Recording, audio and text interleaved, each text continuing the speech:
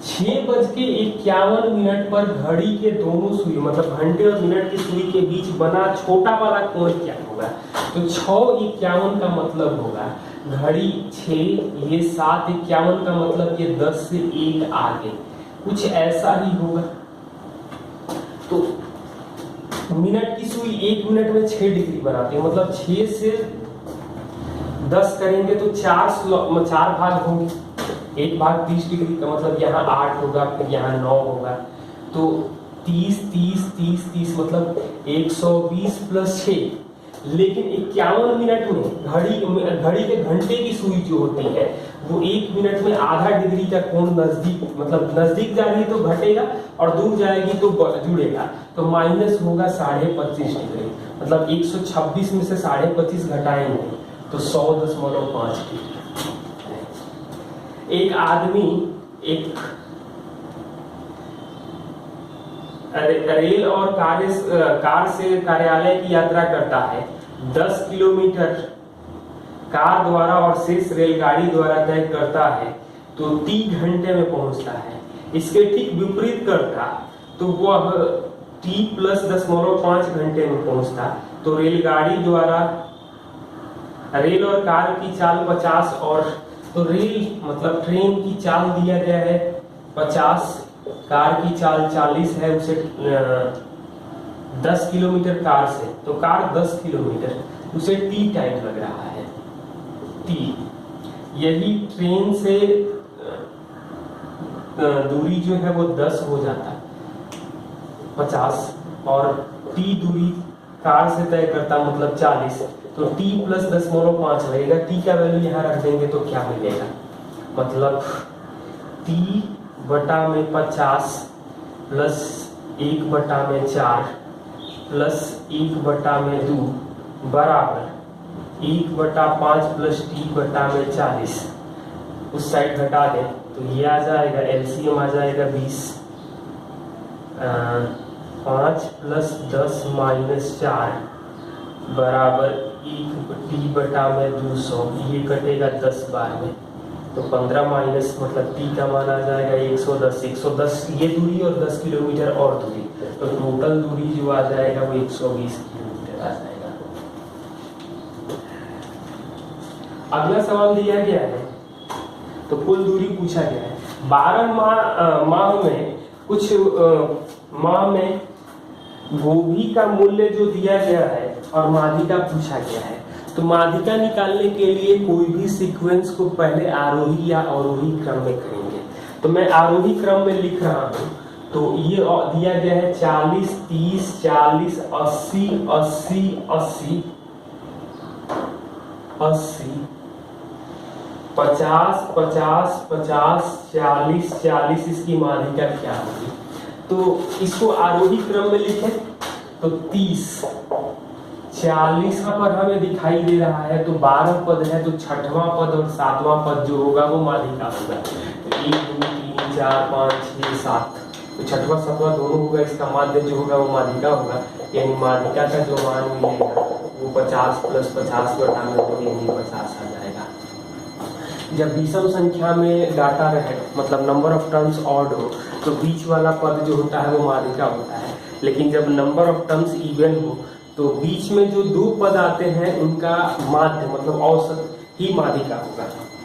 अगला सवाल दिया गया है, x और y के वर्तमान उम्र 3:4 में है।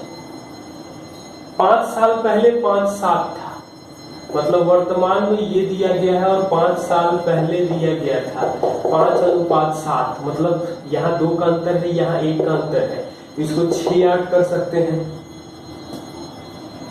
तो y की वर्तमान उम्र क्या होगी, मतलब 1 के लिए 5 साल, तो y की वर्तमान उम्र 8 के लिए 40 साल। उन बिंदुओं से अनुपात ज्ञात करें जहां 3x प्लस 2y बराबर 17 2,5 और 5,2 को विभाजित करता है। तो ये रेशियो 1 में डिवाइड करेगा, तो 5k प्लस 2/k+1 और 2k प्लस 5/k+1, ये x y के जगह पुट करेंगे तो हमें के का वैल्यू क्या मिलेगा?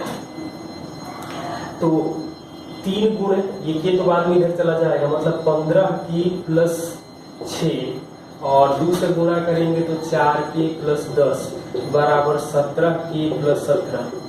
तो 15 4 19 17 घटेगा तो 2 के, 10 6 16 यानी 1 के का मान आ जाएगा 1/2 यानी 1:2। और एक चीज और ध्यान रखिए कि जब प्लस में आता है तो अंतर विभाजित करेगा, माइनस में आएगा तो बाई विभाजित करेगा। इसको आप लोग ध्यान रखिएगा। क्वेश्चन नंबर 70 में दिया गया है कौन सा भिन्न है जिसे 1/2 में से घटाने पर 1/4 प्राप्त होता है? कौन सा भिन्न है जिसे 1/2 में से क्या घटा दे कि 3/4 मिले? तो साफ साफ दिख रहा है कि 1/2 में से 3/4 घटाएंगे तो x का मान आ जाएगा -1/4। ए और बी के काम करने के लगे समय का, ए और बी का जो टाइम लग रहा है 3:5, मतलब क्षमता जो हो जाएगी वो 5:3, क्योंकि काम और क्षमता दोनों की क्रमानुपाती होती है। उन्होंने मिलकर के काम को है 5×5/8, तो 8 क्षमता है तो करेंगे तो 8 × 40 5, मतलब कुल काम जो होगा वो 45 हो जाएगा। आप 8 से गुणा करके देखिए। ए अकेले इस काम का दुगुना कितना दिन में करेगा? मतलब 45 का दुगुना 90, क्षमता 5 है यानी करने में कितना दिन लगेगा? तो 18 दिन लगेगा। क्वेश्चन नंबर 79 ये दिया गया है आपको,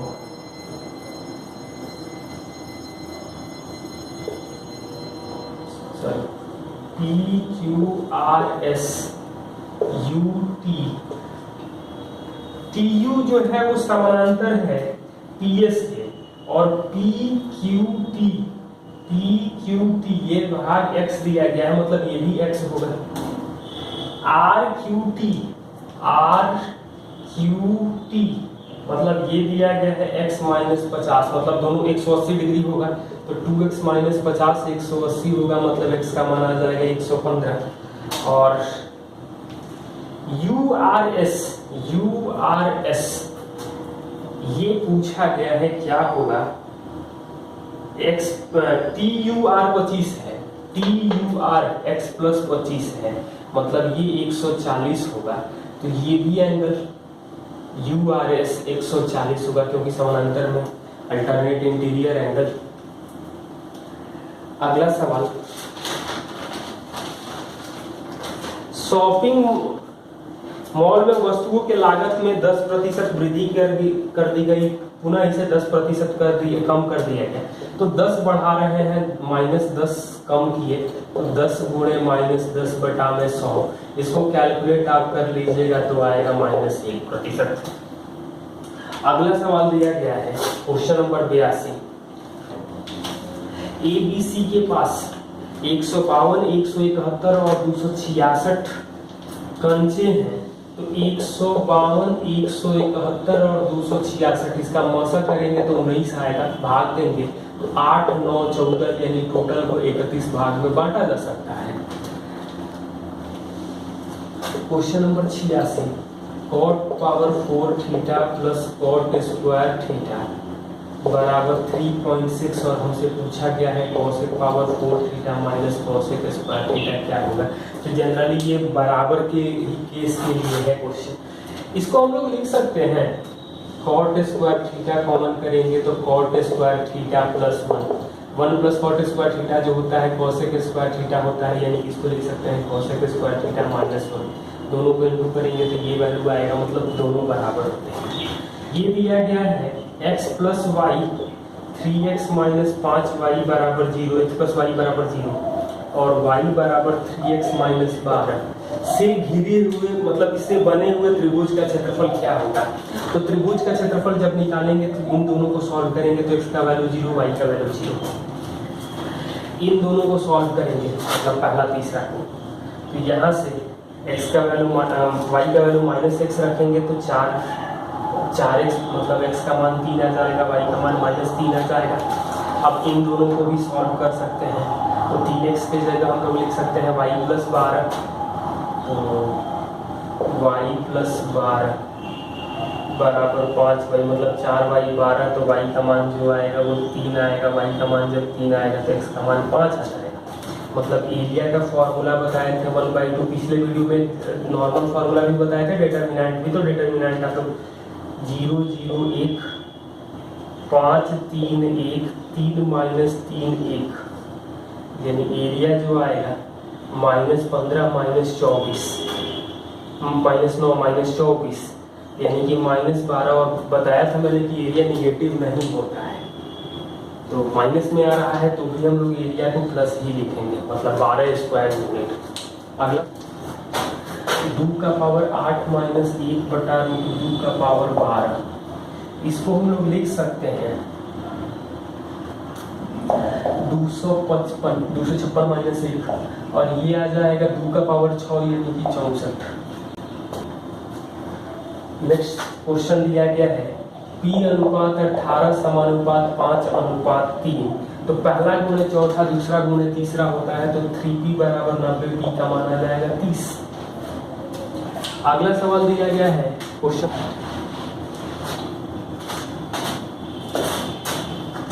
ए टंकी को 32 घंटे में भर रहा है, बी 40 घंटे में खाली कर रहा है।